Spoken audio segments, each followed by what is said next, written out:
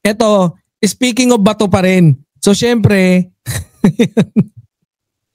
in connection with our topic a while ago, eto yung sabi.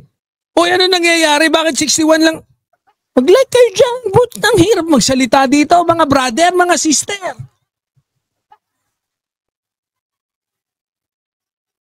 Nagpapa-impress ako kay kay Boss Jordan G. Hindi ko pwedeng pabayaan yon. Umaasa sa Pambato. Pambato si Mayor Vico eh. Anyways, let's proceed to our next topic. Ano sabi dito? Sabi dito, ayon sa politiko, ang pagkakasabi ni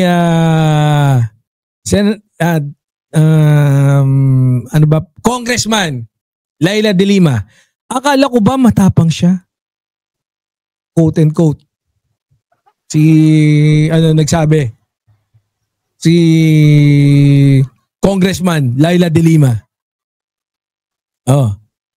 De Lima dares Bato de la Rosa to be man enough to face ICC case. Niresbakan kayo. Niresbakan kayo ni Senator Laila De Lima dito. Paano ba naman? Ilang taon yung ipinakulong tong si Congressman Laila De Lima. Siguro patas lang naman. Medyo may pangungot siya eh. Magpakalalaki ka, tubuan ka naman ng hindi puro betlog yung ulo mo, parang ganun eh.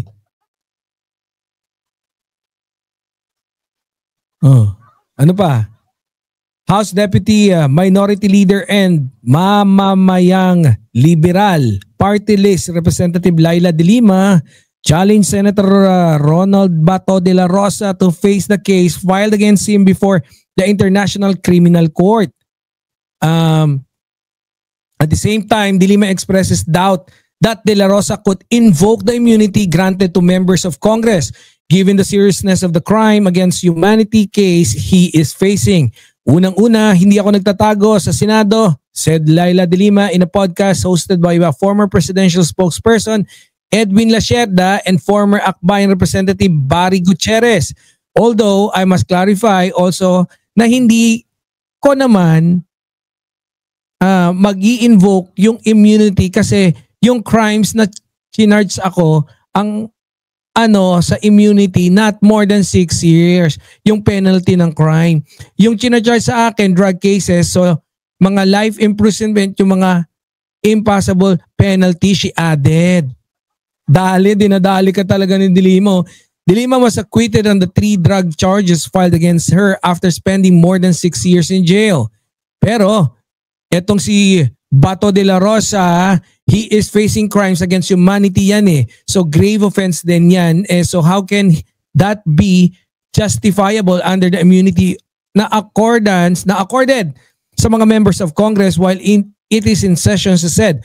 Sinabi lang na man sa probisyon na yan na is hindi pwedeng arestuhin ng isang miyembro ng Kongreso habang in session for a crime na yung imposable penalty is not exceeding 6 years. De Lima added. De Lima explained that even if De La Rosa can hide in the Senate, it is not indefinite. And even assuming na pwedeng magtago sa Senate, hindi naman indefinite yan. Hindi naman pwedeng magtago na lang siya ng magtago. Magtago ka raw na magtago na parang kalbo. Ay, andyan yung ating member na si Tita Eva Punsalan. Even if De La Rosa, De Lima stressed that the right course of action for De La Rosa is to surrender. Yun nga naman, gusto mo magtago ka na lang magtago. Para kang kabuti. Biro mo papanot-panot ka tas para kang kabuti. Be man enough to face your charges. Tama nga naman. And hindi ko rin si Bato de la Rosa kasi kung ating maalala, ito masyadong mataas yung tinalon kasi ni Bato de la Rosa na naging PNP chief. Pero meron siyang admittance doon sa Senate hearing one time na kung saan sinabi niya, matalino rin naman tayo. Mataas ang grades ko, parang I can't really remember the words that he uttered during that session, pero yun yung parang pinaka konteksto nung sinabi niya, no? Medyo mataas yung nakuha niya sa exam or whatever, or mataas yung mga nakukuha niya mga grado, no? Just to prove, I think, na yun nga, medyo may utak naman si Bato. Pero nakikita niyo to, ito yung lumuhod sa pulis eh. Tapos madadali ka talaga eh. Yan ang Marines, yan ang Marines.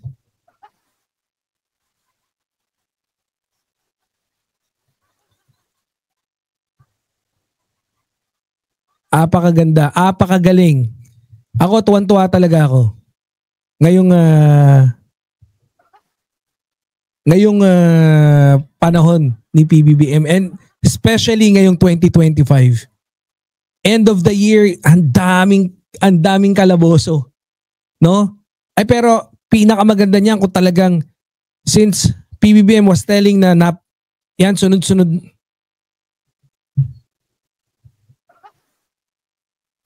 Wait lang nga, guys.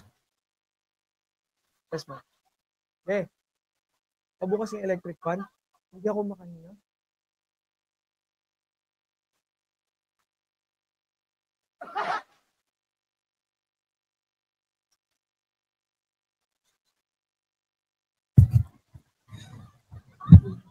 Ha?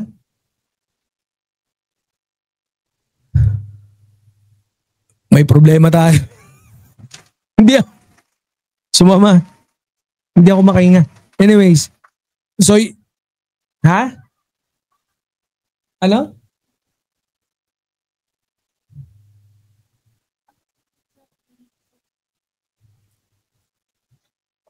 So yan.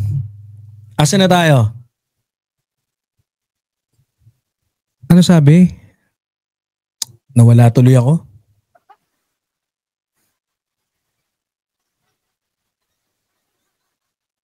Yan ah. So, pinakamaganda nga talaga dyan, no? And advice din yan ni dating Senador Laila de Lima.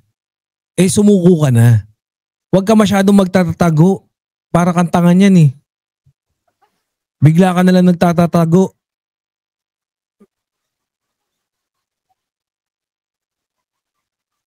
Finding ba to?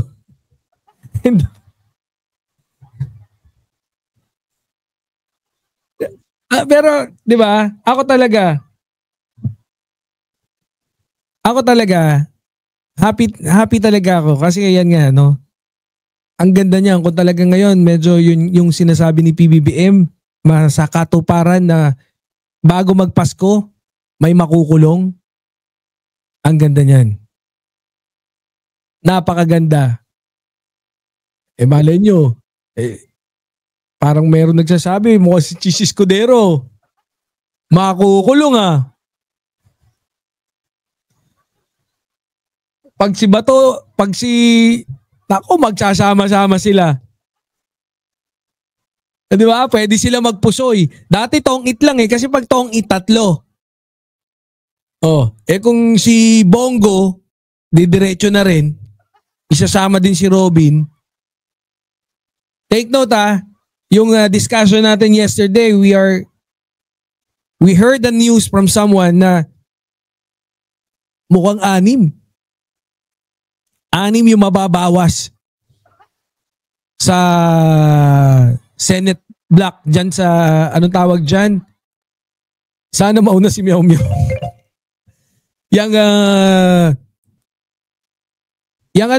Duterte block dyan sa Senate. And people are assuming na si Bato de la Rosa, si Bongo, most probably si Joel Villanueva, si Chis Escudero, si Jinggoy.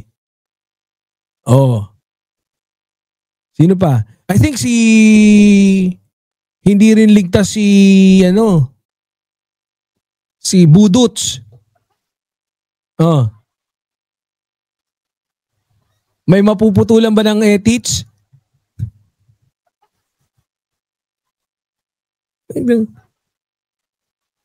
May mapuputulan ba ng ethics sa tingin ko? Positive. Ming Ming Mong. Ming Ming Hong. Kaya, ang problema, magkaiba sila ng antas etong si Digong at si Bato de la Rosa. Magkaiba sila ng antas. Kay Duterte, marami-raming tao na sumisigaw na ano sabi sa sigaw? Ming Ming Hong. Pero kaya malabong may magsabi ng Ming Ming Hong. Yun ang masaklap doon. Sino magsasabi sa'yo ng Ming Ming Hong? Si Jack mukhang ang sigaw lang niya, Ming Ming Hong para lang kay para lang kay Digong. Pero Ming Ming Hong, sabi ni Tolnyolo, sa garapon daw Uuwi daw na nasa garapon. Pag sigaw kayo na sigaw ng bring him home, sa garapon daw. Ito naman si Coach Jarrett, sa garapon daw ng Ladies' Choice. May brand na no?